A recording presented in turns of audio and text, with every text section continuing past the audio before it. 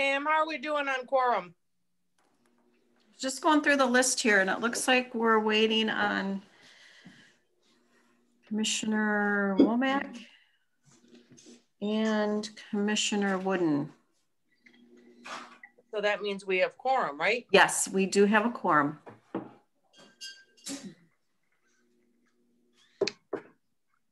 Hey, everybody, this is Raj. Can I get a radio? It's Roger Morgan. Yeah. The Morganite. Hey, good morning, everybody. Look at you, all fancy in the picture and everything, Roger. Yeah, I'm an IT kind of guy. Well done. I'm trying to think of some words for those initials, but yeah, well, idiot probably was the first word you probably thought of. No way, no way.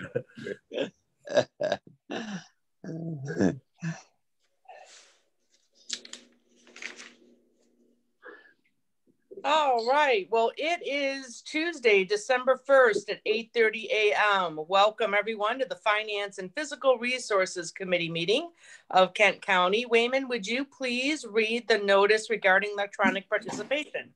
Sure. Pursuant to state statute, MCL 15.263A1A, the Finance and Fiscal Resources Committee of the Kent County Board of Commissioners will conduct this meeting today via electronic communications to protect the public health. Any member of the public wishing to listen to the proceedings or provide public comment may do so by using the following internet connection or phone numbers and passcodes as listed on the agenda that's posted on the screen. Closed captioning is available via an internet connection. Those wishing to provide input or ask questions in advance of the meeting regarding business to come before the committee may submit the input or questions to public comment at kentcountymi.gov. Anyone disrupting the meeting by using offensive language or actions may be removed from the meeting. Thank you, Wayman. With that, we will start with item 1 on our agenda, which is public comment. Is there any public comment?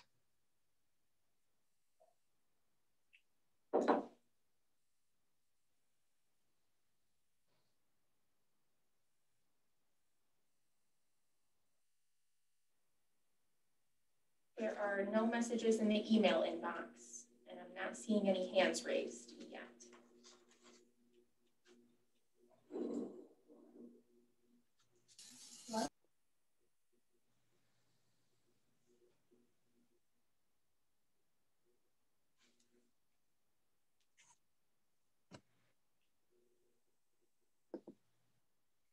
All right, we have no messages and no hands raised for public comment. We will close public comment and go to the consent agenda. Is there a motion to approve the consent agenda? Moved by Brevi. Thank you. Supported by Sparks. Thank you. Questions or comments on the consent agenda?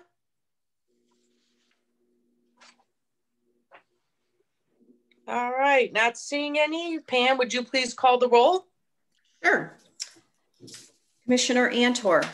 Here. Commissioner Brevi. Yes. Commissioner Bukowski. Yes. Commissioner Morgan. Yes. Commissioner Sparks. Yes. Commissioner Voorhees. Yes. Commissioner Womack. Yes. Commissioner Wooden. Yes. Chair Jones. Yes, let's circle back with Commissioner Antor. Commissioner Antor, to approve the consent agenda. Commissioner Antor. I'm sorry, could you repeat? Motion to approve the consent agenda. Yes, my apologies. Thank you. That's okay, thank you. That motion Perfect. passes. Thank you. That will bring us to item number 3 from the Administrator's Office, Ready by 5 early childhood millage allocations for 2021. Wayman, would you please read the action request? Sure. This is a request to the Board of Commissioners to allocate $5.7 million in Ready by 5 early childhood millage funds for 2021 as recommended by First Steps Kent. The Ready by 5 Resident Proposal Review Committee reviewed all proposals submitted to First Steps Kent. For this round of funding, First Steps Kent received a total of 18 proposals and is recommending funding for 12. The allocation amounts for healthy development and navigation and outreach programming, healthy development, fetal infant mortality review network led, and interpretation and transition services were recommended by the Ready by 5 Resident Proposal Review Committee on November 13th. The recommendations were approved by the First Steps Kent Commission on November 20, 2020. Service providers contracts are 2-year agreements. Funds not fully utilized to fulfill contract within these 2 years are programmed and allocated by the Resident Proposal Review Committee through a letter of intent process. The amount of $2.6 million will be allocated to the contracts that begin January 1, 2021 and run through December 31, 2022, subject to appropriation by the Board of Commissioners through the fiscal year 2022 budget. First Steps Kent will receive $396,300 for administration of Ready by 5 programs in 2020-21. These recommended amounts are in addition to the 27 contracts currently in place with service providers that will continue through fiscal year 2020-21. The total funding is $5.7 million. Thank you. Is there a motion to approve? Motion to approve by Sparks. Is there support? Support by Reeve. We have moved and supported, and we will take questions, comments, and discussion. Commissioner Voorhees here. Yes, go ahead. I'd like to know, there's like 12 categories there of entities.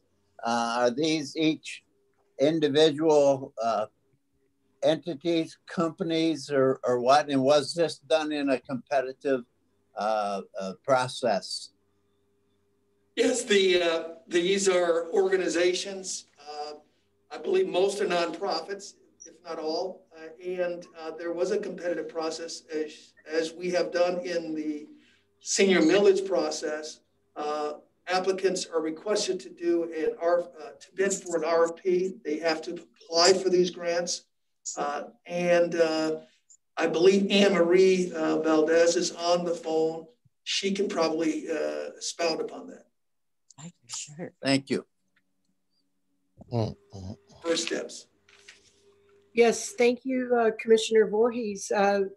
It was a competitive process, and definitely the majority are nonprofit organizations.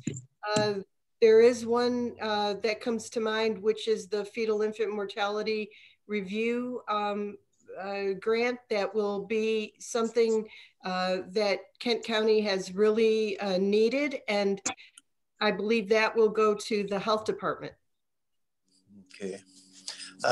You know, I was part of the senior millage, and they do such a great process like that. And I just would like to envision that the same kind of process was handled here as well.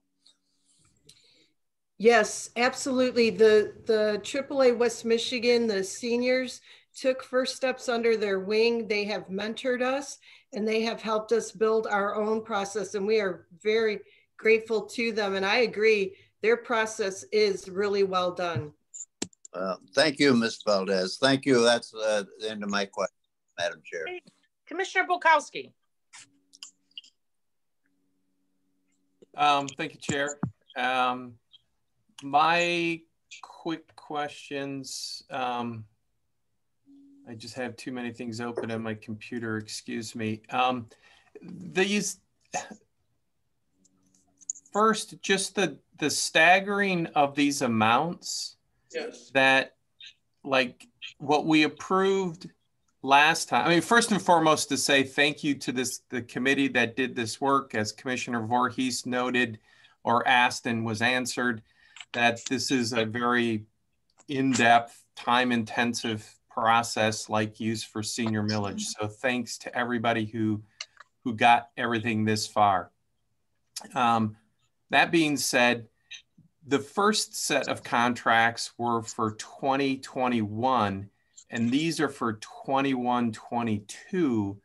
So is there just a couple of bullet points to say how much we appropriated in 2021-22 and how much is projected in the millage. I recall seeing that in that original memo for the first contracts. Yeah, I believe Anne Marie could answer that. Sandra Goshen Jones has been tied to this from the office as well. Either one, I'm going to leave it to them to come up with that number and answer your questions. Yeah, it doesn't stop my voting today. So I mean, if there's no need to do the math right now, but if you just sent it along to show, sure, or if that was added briefly into the memo to the full board, what's Sandra? Yeah. Yes. Sandra, can you comment on that? Are you there? Yes, I'm here. Just starting my video here. Yes, we do have the amounts available. I don't have them right at my fingertips, but I can certainly get that for you. The process has worked so that there are 2-year contracts for Ready by 5, and what we have done is to appropriate for year 1 last year for those first round for FY 2020, and the AR that you see today appropriates the year 2 funding that was included last year, but we wanted to make sure that it clearly showed that it was being appropriated. So the additional, I think it's 3 million, I don't recall the exact number off the top of my head, that's on the memo, but it does reflect the year 2 amounts. Okay. That showed from last year. And then is the evaluation component of this work, was that included in the first set of contracts and I'm not remembering it, or is that part of the administrative fee? The evaluation piece is not included. That's something that's going to be handled separately. In fact, I hope to have a conversation with Wayman and with Jenny this week to talk about that, because I just met with First Steps about that last week. So there will be an evaluation component to that. So I'll have some discussion to talk about what that will look like, but we do anticipate to have a full evaluation. And as you can imagine, the cost for that is significant, but we will have some discussion about how we need to structure that, because we already have a committee that is meeting with folks from Calvin, from the ISD, from the data side of the county. We're having some discussions already about how we should structure that evaluation to ensure that it meets the needs comprehensively. So that funding amount you will see that, and then probably within the year, you will see that. It'll come through separately. Sure.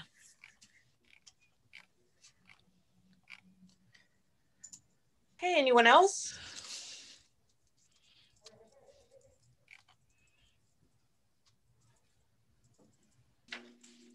All right, not seeing any other questions or hands raised. Pam, would you please call the roll? Sure. Commissioner Antor. Yes. Commissioner Breivy. Yes. Commissioner Bukowski. Yes. Commissioner Morgan. Yes. Commissioner Sparks. Yes. Commissioner Voorhees. Yes. Commissioner Womack. Yes. Commissioner Wooden. Yes. Chair Jones. Yes. That motion passes. Thank you. That brings us to item number 4 from the Department of Health and Human Services, 2021 current unmet needs funding. Wayman, would you please read the action request? Sure. This is a request to the Board of Commissioners to allocate $397,400 in funding for human services programs as recommended by the Department of Health and Human Services, the DHS Board, the local Kent DHS Board. The Board of Commissioners annually appropriates funds to the Department of Health and Human Services through an open request for proposal process. Funds are awarded by the DHHS Board following a review of the proposals submitted by various community or social services agencies. Programs and services included in the current unmet needs category are those agencies and programs that annually receive assistance due to an absence of other funding sources, their ability to leverage significant other resources, or are in support of a cooperative effort of multiple funding sources. The 2020-21 recommendation includes $397,400 to fund 16 programs for current unmet needs. Thank you, Wayman. Is there a motion to approve? So moved. Support Voorhees. Breeby. Voorhees. Okay, we have moved by Commissioner Voorhees, support by Commissioner Breeby. Do we have questions, comments, and discussion?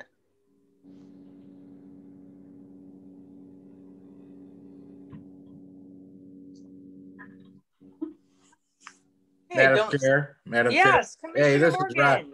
I just like to make my usual comment on this program. This is something very specific to Kent County. It's pretty, I think, unusual in the state where we put up funds for unmet needs, and it's just something that has been pretty significant to the county over the years for the newer commissioners. So just wanted to make those comments again this year. Thank you, Commissioner Morgan. Commissioner Bolkowski. Thank you, Chair. And my annual follow-up to Commissioner Morgan's comment that it is excellent that we do this. You know, total discretionary support for these services. And at the same time, how are we exploring what are the unmet needs? And I guess a new comment this year would be looking at how, and I'm not implying that these aren't being evaluated well. However, for us to see the evaluation of this, since because of the limited resources the past number of years, it's basically been renewals as opposed to, you know, is it more of a special unmet needs as opposed to these are just the unmet needs we've prioritized. So again, don't get me wrong, I do think this is a good thing, and I do believe it is being monitored well. It's just, you know, it's time to look at the collection of needs we're addressing. That being said, do you know offhand how much is in the 2020 budget? Was this just a straight renewal of the total amount? Yes, this is a similar amount from previous budget year. We did not increase the amount. And just to speak to the process for validating these particular requests, you are correct. Each year, these similar organizations come before the DHS board through this process. There is also throughout the year a request for them to report out how effective they are utilizing the dollars. So it's not just a one-time opportunity for them to come and present each year for funding, but they also have to convey how impactful these programs are. I believe that that's the case, and we can get you more details if you'd like to hear more. We used to provide over $1 million in these dollars. Included in this was the discretionary funds. Now the number is 390-some thousand. And so each year there would be newer organizations that would come into the fold because there was a lot more dollars on the table. So that's something that I think the board and staff will need to look at in years to come, whether or not to put that other element back on the table, as you brought out. Well, then also thank you for what's the right word here? Jogging my memory, because I used to have a conflict of interest in this many years ago. Disability Advocates did receive funding here, and as you reminded me, there was a presentation to the DHHS board. I think it only had one H at the time. That we were part of it, and then there was the monthly reports and the follow-up. So, so yeah, the process definitely was a solid one. So, assuming that continues, and then again, the looking forward, it's always hard to reallocate resources in a finite set of money, meaning if we determined something else was a higher need, the money would have to be taken from something else. At the same time, as 21 rolls forward and things hopefully settle down after COVID, would the DHHS board, be the ones to take a look at, are these the best allocations for 22? So thanks again for that. We'll take that back. Commissioner Ginny James is here and she's taking notes as well. So in the next year, we'll put our arms around that and go back to the DHS board and share those comments with them. Okay, anyone else? Yes, this is Womack. I'm trying to find my button to raise my hand. Hey, Commissioner Womack, go ahead. Thank you, Commissioner Jones. If we wanted to get information on who all applied, because we see the recipients of the unmet needs, and I see some great services that are being funded that have some great impact. But if we wanted to find out how many people, I could see how many people applied, but having a chance to see what those groups are also as we look at our next time looking at unmet needs in Kent County. Who would we go to, which department, Mr. Britt? Yes, I believe, Commissioner, that all of the agencies that did apply are on that one attachment. There is a column that shows non-funded. Bethany Christian Services, Boys and Girls Clubs of Grand Rapids, I believe, were the only two that did not get funded that applied. Sandra, could you correct me on that if I'm not correct? You are correct. Those are the only two that did not get funded, and there was only one new agency that did get funded this year. That was the YWCA. Okay, thank you. Yes, when I saw the funding request at $631,000 and the available funding at the $397,000, it looked like the funding requests were a little more than what the not funded was. Yes. And that's what made me think there may be that. Yeah. Okay, so that could have been that some of the services they asked for more, but maybe received less. That's correct. What they asked. Okay. That's correct, Commissioner. Thank you very much, Administrator Britt. Thank you. You're welcome, sir. Okay, we don't see any other hands. Pam, would you please call the roll on agenda item number 4? Sure. Commissioner Antor. Yes. Commissioner Breivy. Yes. Commissioner Bukowski. Yes. Commissioner Morgan. Yes. Commissioner Sparks. Yes. Commissioner Voorhees. Yes. Commissioner Womack. Yes. Commissioner Wooden. Yes. Chair Jones. Yes. That motion passes. Thank you. That will bring us to item 5 on our agenda from Fiscal Services, request to add judges to the county's retiree health care plan. Wayman, would you please review the action request? Sure will. This is a request to the board to allow eligible judges who are appointed or elected to the 17th Circuit Court, 63rd District Court, or Kent County Probate Court after March 30, 1997, and who leave the bench on or after January 1, 2021 to participate in the county's retiree health care plan. Currently, only employees and elected officials who are vested in the county's pension plan may elect the county's retiree health care benefits upon retirement. Kent County Circuit, District, and Probate Court judges who were appointed or elected after March 30, 1997 are eligible to participate in the health care plan while seated, but are not currently eligible to participate in the county's retiree health care plan because they are prohibited by state law from participating. It would be consistent to allow judges to participate in the retiree health care plan along with employees and other elected officials. Additionally, most similar sized counties offer retiree health care to judges. A benchmark analysis of 5 similar sized Michigan counties revealed that 4 counties offer retiree health care benefits to retired judges. Only 1 county does not. It is recommended that the judges who are appointed or elected to the 17th Circuit Court, 63rd District Court of Kent County Probate Court after March 30, 1997, and who leave the bench on or after January 1, 2021, be allowed to participate in the county's retiree health care plan. Benefit eligibility, amount, and other terms and conditions will be as stated in the elected officials handbook and the plan document and summary plan description for the Kent County Employee and Retirees Benefits Plan.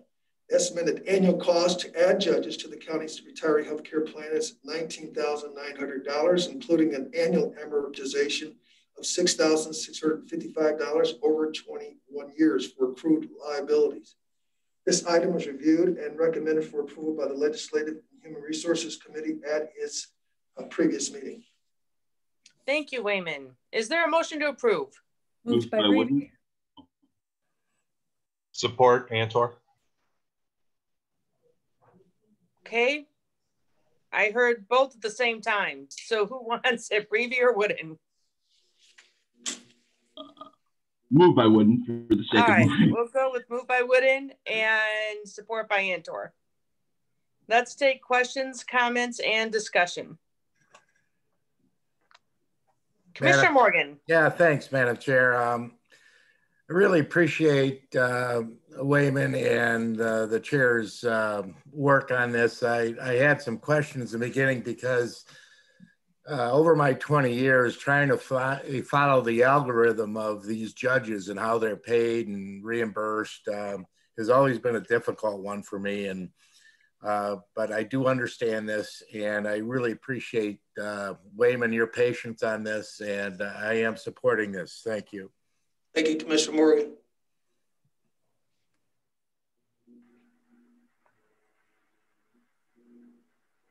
Commissioner Womack.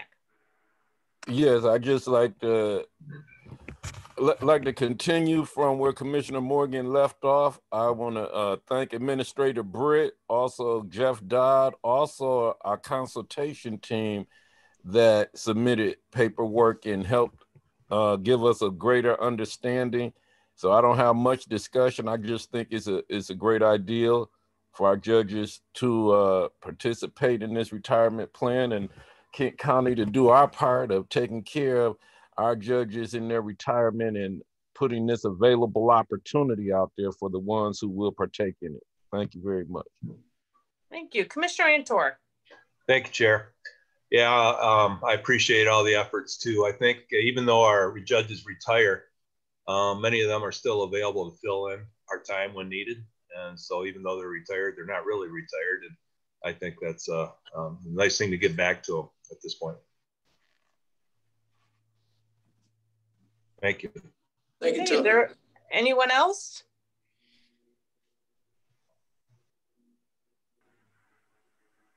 All right. I Yes. have a hand up.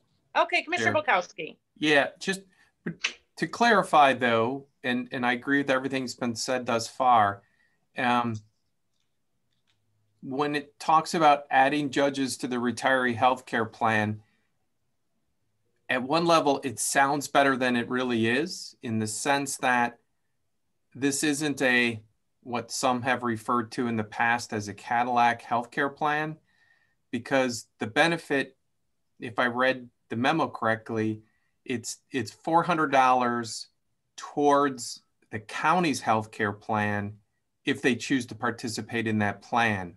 So it's not it's not a full 100% paid, and B, it's a $400 stipend if and only if they choose to participate in our retiree healthcare plan. It's not a stipend they can take elsewhere.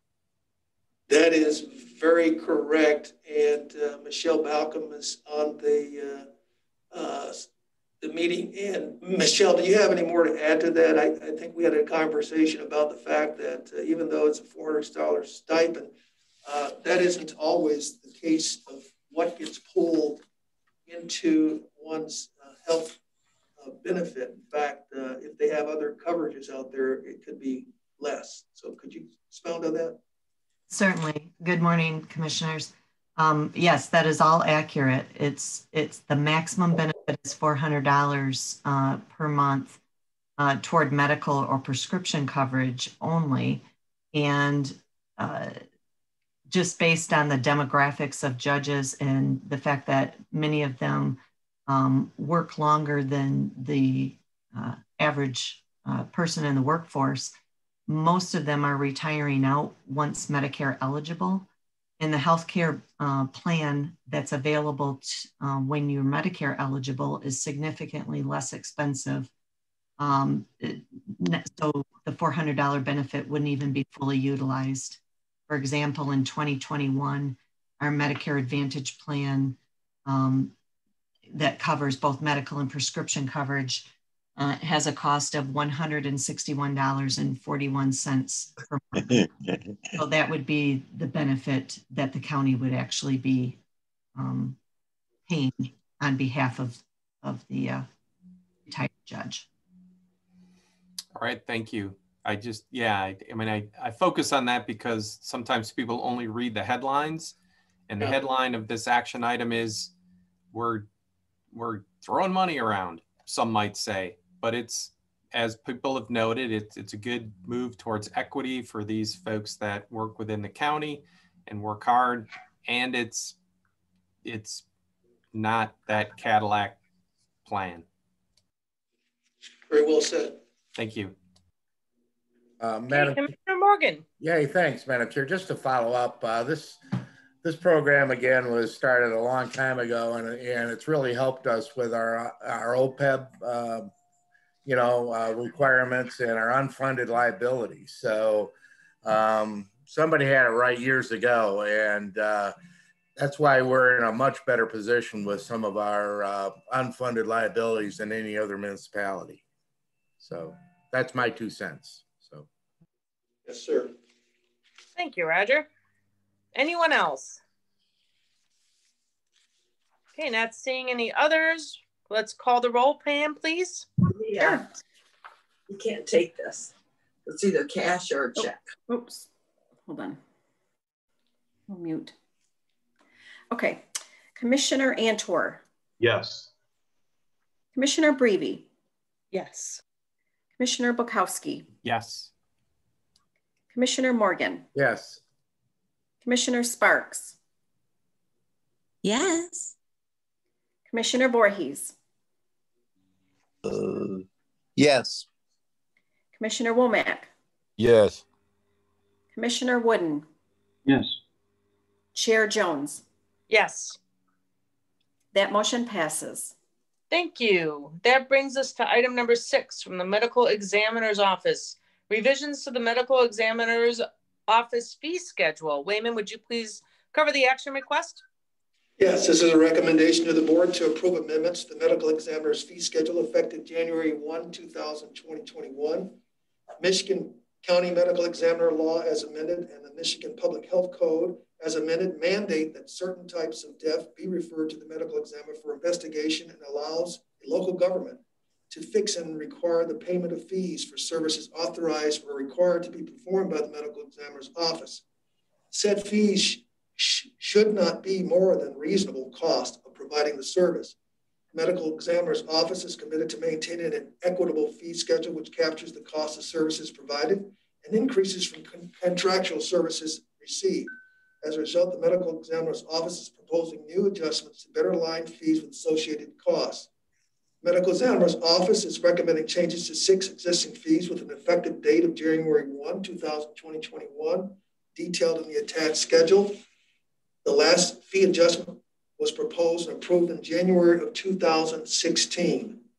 The medical examiner office estimates the proposed fees changes will generate an additional $40,800 annually. This additional revenue was included in the medical examiner's office budget for fiscal year 2020-21. Thank you. Is there a motion to approve? Moved by Breivy. Support by Sparks.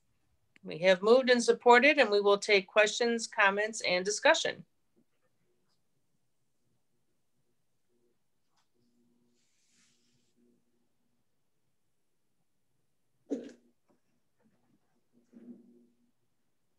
Commissioner Wooden. Thank you, Chair. Just real quickly, I see that the last rate change was in 2017. Is there a typical schedule that we reevaluate these these fees and proposed increase? And is the rate of inflation ever taken into calculation when determining fee increases? It looks like across the board we're just adding 10, which seems like a modest increase and seems reasonable. I'm just wondering if it would make more sense going forward, if not done already, to use a rate of inflation to apply to these, just to keep them in line with what they were in the past. I don't believe there is a set fee schedule or timing on these. Dr. Stephen Cole is on the phone, our medical examiner. And Dr. Cole, can you respond to the question from Commissioner Wooten, please? Well, yes. Can you hear me? Yes, sir. Yes, that's correct. We didn't take any benchmarks like the cost of living or consumer price index or anything like that. We just kind of looked at it in general, that it had been basically 4 years since we had had a fee increase, and every year there's an increase to running the system. In fact, we also added another investigator the last year. So I don't think it's a bad idea to take some other benchmark for the future. But for right now, I'd say we're probably pretty, I think these increases are not exceptional. And it does reflect the increased cost every year of running the medical examiner system. That makes perfect sense. Thank you. Dr. Cole, while we have you on, how are things with opioid deaths? They keep going up. And I'm a subscriber to a national listserv for medical examiners. And so people across the country and actually across the world are able to post their thoughts on things like this. And everybody pretty much uniformly is going up, particularly fentanyl is the big culprit. But I think a lot of it is related to COVID, and people are confined to home and unfortunately don't always make good use of their time. Okay, I'm sorry to hear that that's the direction it keeps going in. With that, you know, certainly Commissioner Wooden makes a interesting point on actually, you know, with something like that, it would be a good question going forward with almost every office. But this is what we have in front of us today, but I think it's certainly worth a look. And I believe Commissioner Bukowski has his hand up. Thank you, Chair. And thank you, Dr. Cole, for your hard work. Related to the fee increases, I think you're correct in the sense of looking at this as the $10 over 4 years is a pretty modest increase in that way. But since the chair opened up tangents and you noted COVID, has there been an increase in your work because of COVID? Well, not very much, because most patients with COVID come to the hospital, they have symptoms, they're ill, and unfortunately, if they die, their death would generally not come under our jurisdiction because it's not a sudden and unexpected death. We have performed autopsies, let's see, that I know of, on 2 COVID patients, each of whom died without a previous diagnosis. In fact, each had symptoms that were concerning for COVID, and I thought it was important to prove either one way or the other whether they had COVID. And in fact, 2 of them did. But most of the patients that die of that are in the intensive care unit and are diagnosed with the disease well before they die. All right, thank you. And thank you, Chair, for allowing that tangent. Sure, Commissioner Antor. Thank you, Chair. Well, since we're talking tangents, maybe I'd like to add one, as long as we have a medical examiner here. I was curious on the COVID, are you aware of cases here locally where people may have been terminally ill with something such as cancer, and they also had COVID?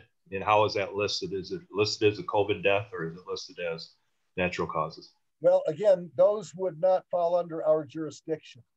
But we've had a few others besides the ones that we autopsied, other patients that had symptoms suggestive of COVID and as well as underlying conditions. So these were people who were chronically ill. And we have tested a few of those individuals who died at home. We have inspected them externally to look for abuse or injury. And if we didn't find any, we have done testing and we've had several positives. My point of all that is, if we think, or any certifying physician thinks that COVID contributed to the death, COVID is listed either as the primary cause of death, COVID pneumonia is the term I use, or as a contributory cause of death. Conversely, if someone were to say die in a car crash and for some reason they got tested for COVID either before or even after death, if in that case, for the most part, COVID would not contribute to death and should not be listed on the death certificate. But if COVID contributes in any way, we do list it. Thank you, Doctor. Okay, Commissioner Morgan. Yes, I've had the opportunity to work with the medical examiner's office for the last 38 years here in Kent County. I just wanted to say I think it's a well-managed operation, and I want to thank Dr. Cole for all his leadership on this. And I don't know if you want to wait 4 years, intervals for your increases, Doc. Maybe you want to look at it a little earlier. Not that $10 is a lot of money. That's not what I'm saying, but just maybe you would want to come every other year or a year just so you smooth this thing out and there's no surprises. But just wanted to say that I've had the opportunity to work with this department in the EMS business and just very well managed. So thanks, Doc. No, thank you very much. Okay, anyone else? Seeing no other hands, Pam, would you please call the roll on agenda item number 6? Sure. Commissioner Antor. Yes. Commissioner Breve. Yes. Commissioner Bukowski. Yes. Commissioner Morgan. Yes.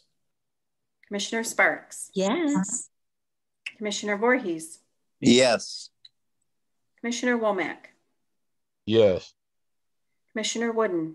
Yes. Chair Jones. Yes. That motion passes.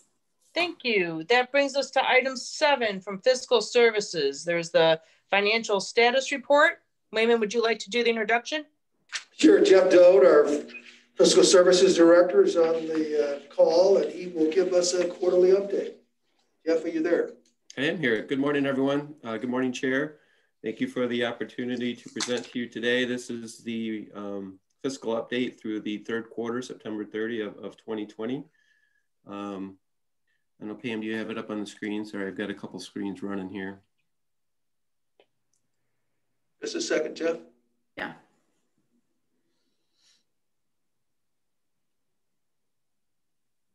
There we go. You can stay right on that second page there, Pam, with the numbers. Blow it up a little bit. So you can see overall through September 30, revenues are up 3.8%. And expenditures are up 7% over the same time period in 2019. Some significant variances. Let me pull up my notes here. Thank you. Taxes, you can see, are up 12.9% from 79.2 million to 89.5 million. This is due to a growth in taxable value, and we've actually seen collections come in fairly consistent and maybe actually a little ahead of previous years. So that we're seeing good growth in taxes there. Charges for services are down 8.3%.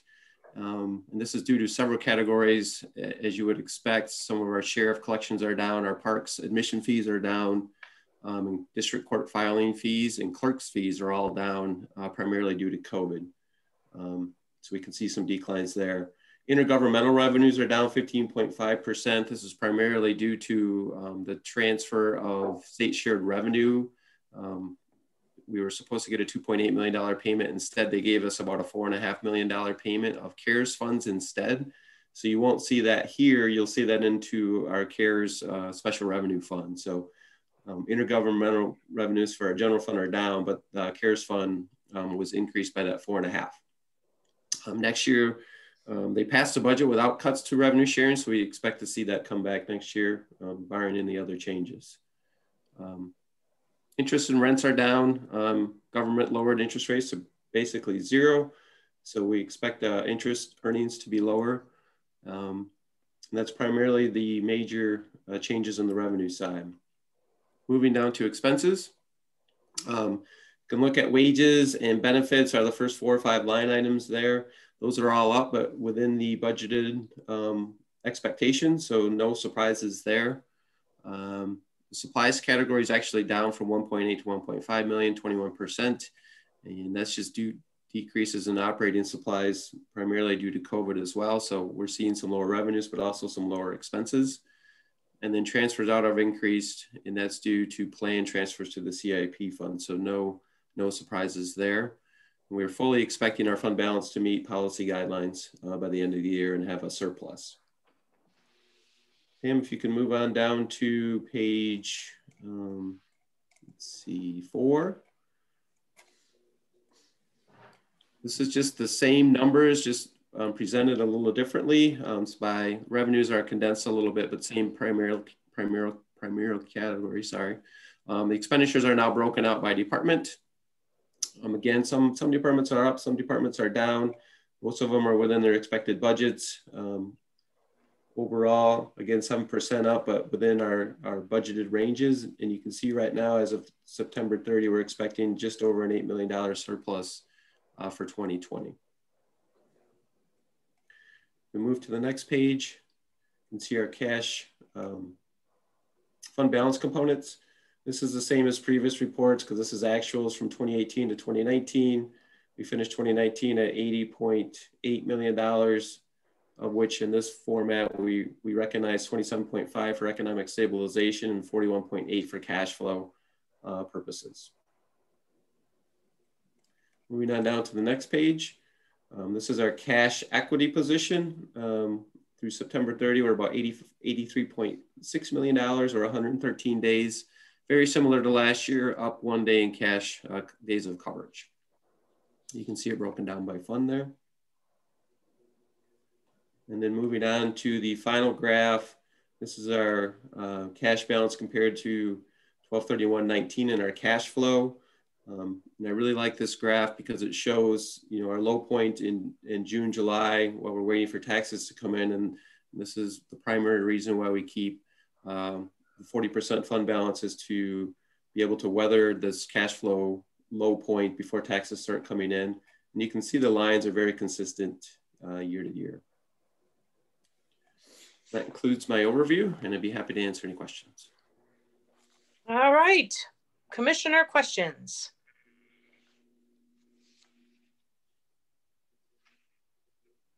Commissioner Wooden.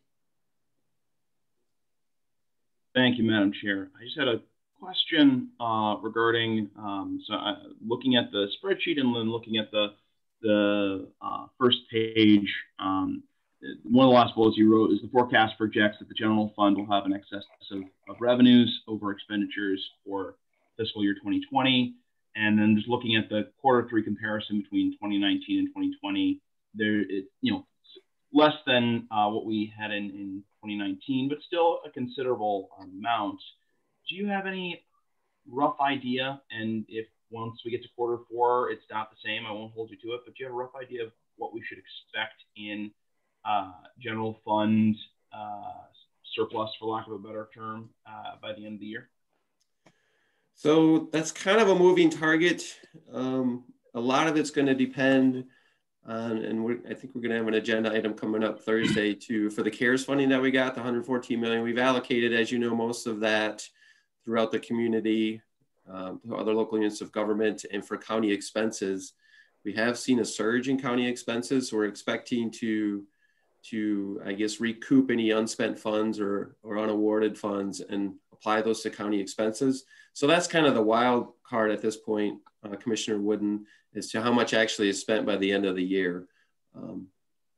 And health department billings are a little bit slower. So that's kind of the testing phase is those expenses are kind of unknown. I believe they're billed through September right now. So, and obviously they've gone up later in these late stages of the year here. So if I had to guess today, and again, hopefully you don't hold me to this, I'm going to say it's going to be around $11 million would be a rough guess.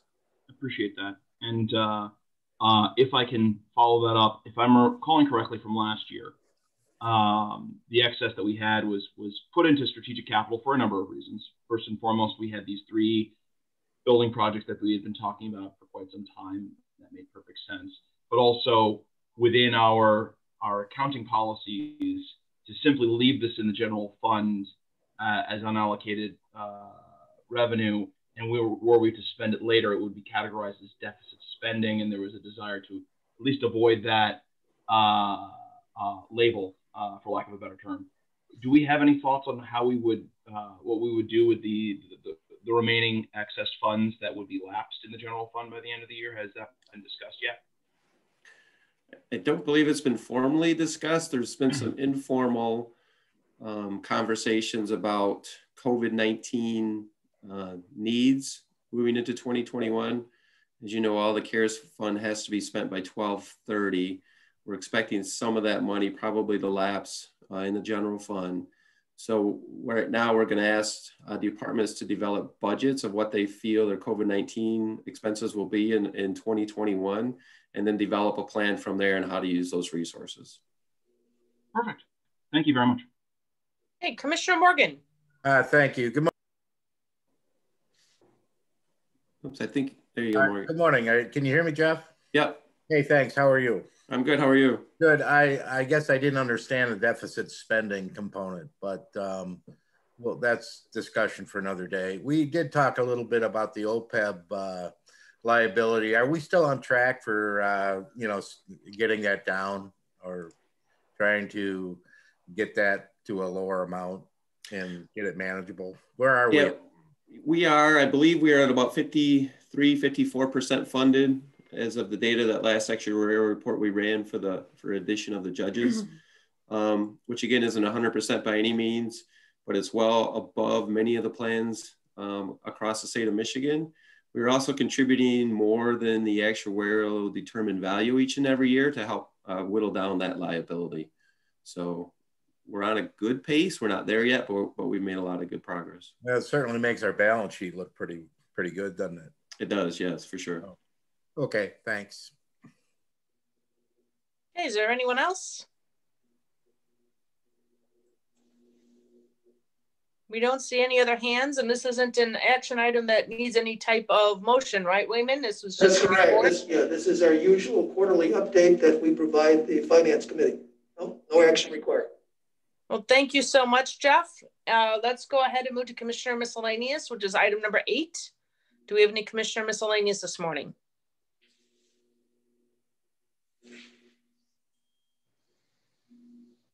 All right, I don't see any hands. We will move to adjournment. Our next meeting date is Tuesday, December 15th at 8:30 a.m. Thanks for coming, everyone. Thank you, Madam Chair. Thank you, everybody. You.